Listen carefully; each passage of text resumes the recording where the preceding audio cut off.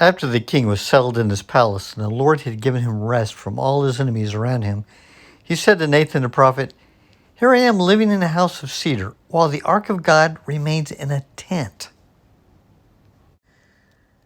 Nathan replied to the king, "Whatever you have in mind, go ahead and do it, for the Lord is with you." But that night the word of the Lord came to Nathan, saying, "Go and tell my servant David, this is what the Lord says.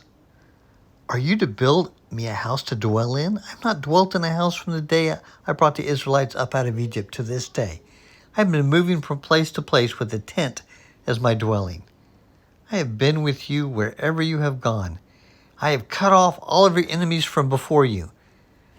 Now I will make your name great, like the names of the greatest men on earth. I will provide a place for my people Israel, and I will plant them so that they can have a home of their own and no longer be disturbed. Wicked people will not oppress them anymore as they did at the beginning and have done ever since the time I appointed leaders over my people Israel.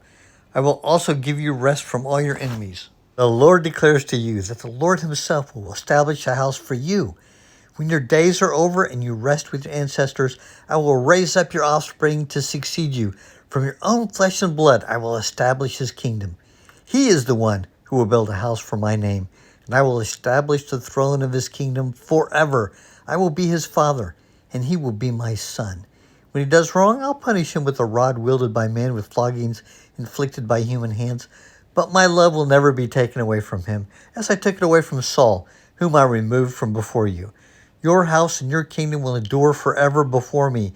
Your throne will be established forever." Nathan reported to David all the words of this entire revelation. Then King David went in and sat before the Lord. And he said, "Who am I, sovereign Lord? And what is my family, that you have brought me this far? And as if this were not enough in your sight, sovereign Lord, you've also spoken about the future of the house of your servant. And this decree, sovereign Lord, is for a mere human."